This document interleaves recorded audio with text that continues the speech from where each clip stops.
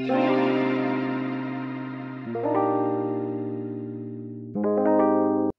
guys, so today I'm going to be making a closure unit for you guys with hair from a company called Na Beauty N-A Beauty.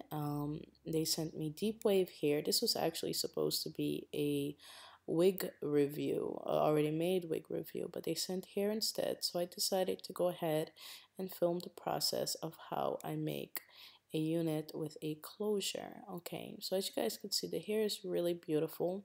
I won't be doing a voiceover because I'm sick, my throat hurts.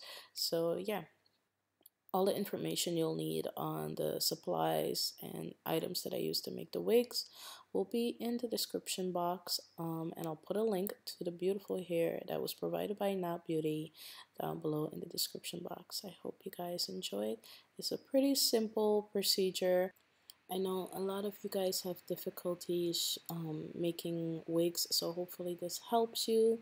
I try to, show close-ups as close as possible. You can mute this entire talking part just so you could see what I'm doing. That's totally fine.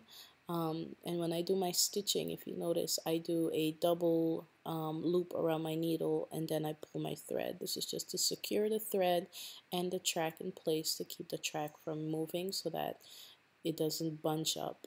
Okay, so hope you guys understand that. Enjoy the video, and I'll see you guys in another video very soon. Love you guys.